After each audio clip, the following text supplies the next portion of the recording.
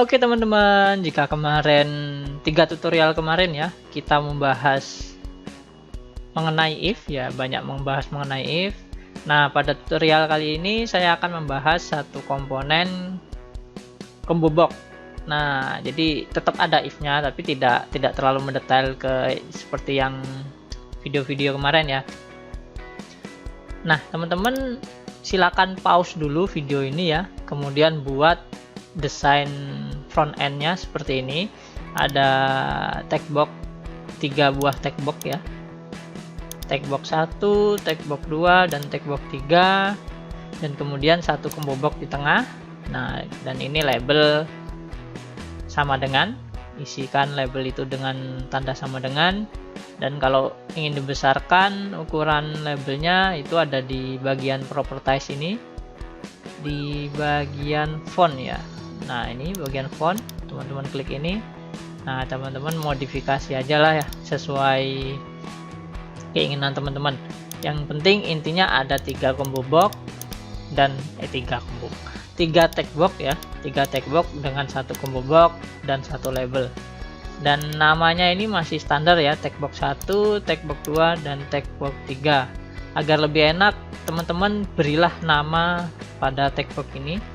Jadi jangan dibiasakan standar ya. Ini kan text box 1. Biasakan berilah nama pada sebuah komponen itu berdasarkan apa sih yang ingin diinputkan nantinya oleh user ke komponen ini. Nah, karena ini saya kasus 4 ini ya, kasus keempat pada Visual Studio si Crash ya. Combo box lagi. Text box ini saya ingin isikan dengan angka 1 dan angka 2, kemudian ini hasil. Jadi untuk mempermudah teman-teman mengingat ya, kalau sebuah komponen ini namanya apa, berilah nama komponen itu sesuai apa yang harus diisi ya. Contoh aja, ini saya ingin memberi nama angka 1 ya, angka 1, kemudian yang ini angka 2, dan yang ini hasil. Jadi sesuaikan aja dengan keinginan teman-teman, tapi saran saya itu sesuaikan dengan apa sih isinya nanti ya, isi nanti yang akan digunakan oleh user. Dan yang combo box ini saya buat ini operator. Nah, mengapa operator ya, karena saya ini combo box ini nanti akan saya jadikan sebuah operator perhitungan ya. Oh, ini nggak valid namanya. OP1 aja. Oke, valid.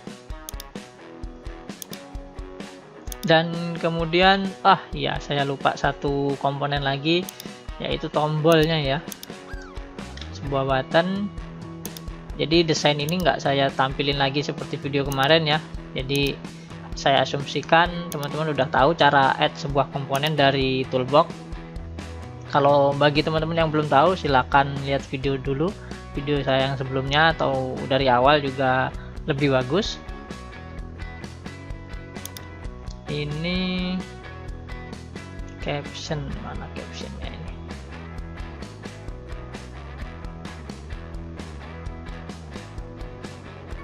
Teks itu.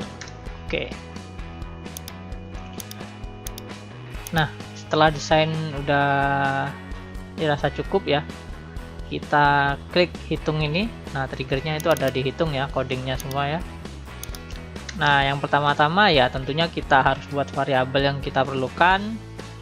Saya tetap menggunakan variabel dengan tipe data double, dan ini saya kasih nilai 1, nilai 2 dan hasil ya. Kemudian saya ingin memberikan operator ini ya dengan tanda-tanda jumlah, tambah, kurang, dan bagi. Oke, yang pertama cara menambahnya Oh, ini ada iklan. Jangan diraukan. Ada di bagian items ya. Mana ini? Oh ya, ini. Sip. Nah, saya ingin menambahkan yang pertama itu adalah tambah, kurang, bagi, dan kali ya. Oke. Jadi jika kita running ya, ini kita coba lihat hasilnya. Jika kita klik itu akan ada tambah, kurang, bagi, dan kali ya. Nah, itu tadi cara menambahkan sebuah item atau isian pada combo box. Pilihan combo box ya. Nah, kemudian setelah selesai, yang pertama kita lihat terlebih dahulu apakah di combo box tersebut operator satu ya namanya ya. Kita lihat apakah operatornya itu sudah dipilih apa belum ya. Jadi selected index, jika itu -1, ini tandanya combo box ini belum dipilih, itu yaitu isinya -1 ya. Selected index -1 ya, betul. Kemudian kita buka. Ini ada error. Sebentar. Oh iya, saya kekurangan sama dengan. Kemudian jika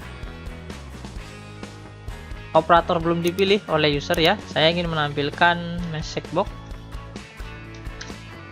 So, kemudian sini operator belum dipilih. Oke. Dan jika tidak,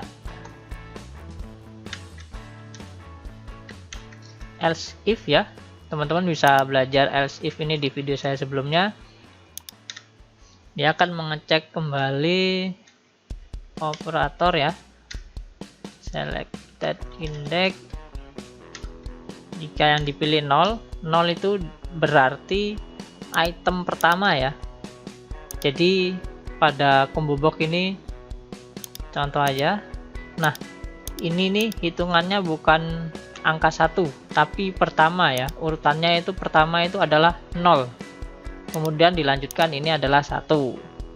Dan ini 2 dan ini 4. 3 maksud saya. Jadi urutannya itu dimulai dari 0 ya, bukan dari 1. Oke. Nah, kita coba dulu aja ya. Kita coba dulu. Jika saya tidak memilih apa-apa, saya klik ini, maka akan muncul operator belum dipilih. Oke, tapi jika saya pilih yang plus, maka tidak akan muncul apa-apa. Ya, itu karena kita belum memasukkan sebuah sintak di sini ya. Jadi, pada tahap ini sudah betul. Nah, kita tahu kalau indeks itu urutannya. Urutan yang kita pilih itu adalah 0, maka kita akan melakukan yang ini. Kita akan mengambil nilai ya, nilai 1 melalui combo box, melalui text box ya.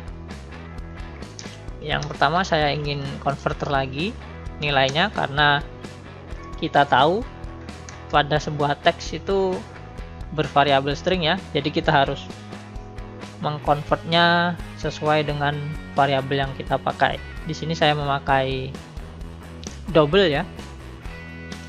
Kemudian saya ambil dari text box angka 1.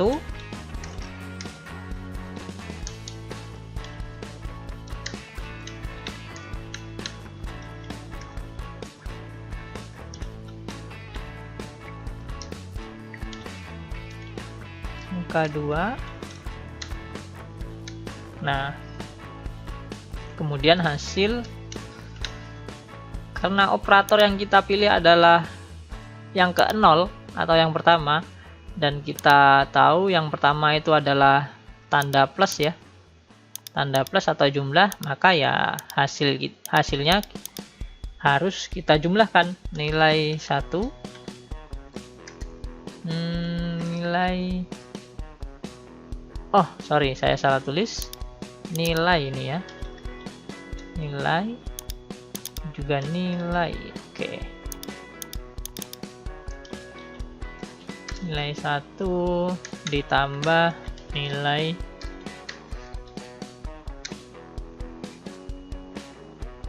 nah jadi pada pemrograman ini bisa melakukan perhitungan matematika ya.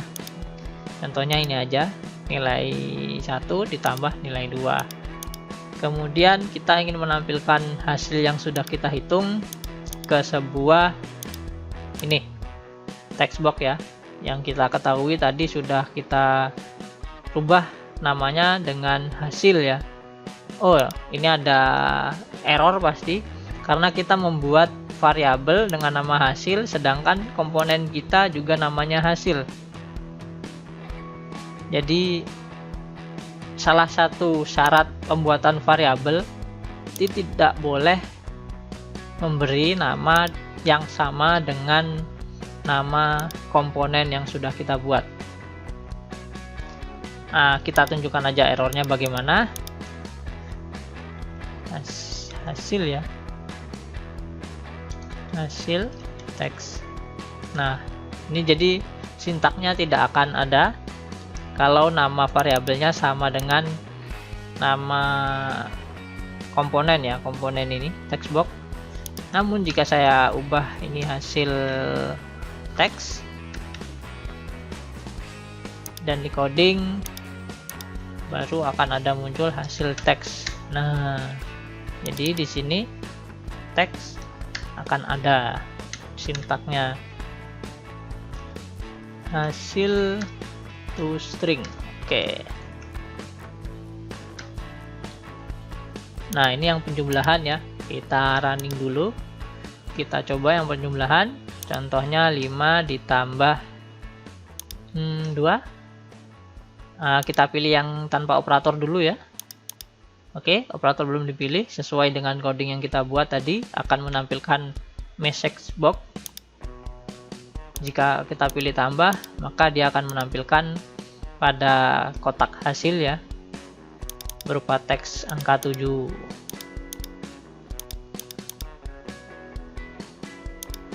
Oke, kita bisa lanjutkan yang lain ya, as if operator 1 selected index index sama dengan 1.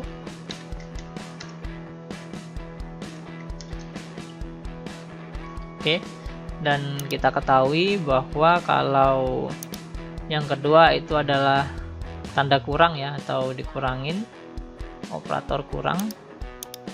Nah jadi ini sesuaikan dengan isi yang teman-teman tambahkan ya. Jika ini bagi ya tentunya teman-teman perhitungan pada coding itu bagi juga, harus dibagi. Kalau itu dikali ya dikali. Jadi pada coding selanjutnya ini saya skip ya, saya skip. Oke, ini udah saya skip ya, jadi untuk menghemat waktu aja. Nah ini final code ya, final coding pada kasus ini yang sudah selesai ya. Jadi mirip-mirip, teman-teman hanya mengubah indeks ke 1 itu kita cocokkan dengan operator apa ya, operator kurang, kemudian indeks kedua yaitu bagi. Kalau pembagian pada pemrograman ya kita tandanya itu garis miring. Jika perkalian yaitu operator ketiga ya, ketiga berarti itu keempat pada combo box itu kali ya, kalau kali itu tanda bintang ya. Oke, yang terakhir kita harus coba hasil program ini. Yang pertama ya ditambah 5 tambah 5 10 ya, kalau kita kurang jadi 0, betul. Jika ini 6 kita hitung ya jadi 1. Jika ini kita bagi 2 ya, biar nah ini 3 ya hasilnya. Kemudian jika dikali hasilnya akan 12. Nah jadi ini adalah cara membuat kalkulator sederhana menggunakan combo box ya. Jadi untuk di kasus ini saya tekankan pada pelatihan di combo box. Jadi untuk if dan else if ini teman-teman bisa lihat penjelasannya di video-video saya sebelumnya. Oke, sampai di sini teman-teman bisa mengembangkan program ini ya. Jadi tidak hanya sekedar plus, min, bagi, dan kali, teman-teman bisa kembangkan dengan sini di teman-teman tuliskan rata-rata atau pangkat ya. Teman-teman bisa kembangkan. Jika teman-teman sudah bisa mengembangkan ya, teman-teman jika ingin membuat video seperti saya, boleh teman-teman upload dan kemudian komentar di bawah. Saya akan pin video teman-teman di channel YouTube saya. Oke, terima kasih sudah menonton tutorial ini. Ini kasus yang keempat mengenai si Crash ya. Si Crash berbasis desktop menggunakan Visual Studio. Oke, nantikan video saya yang lain. Jangan lupa untuk like dan bantu saya share video ini ke teman-teman yang lain. Dan yang belum berlangganan di channel video YouTube saya, silakan klik tombol berlangganan atau subscribe. Oke, sampai jumpa di video saya selanjutnya.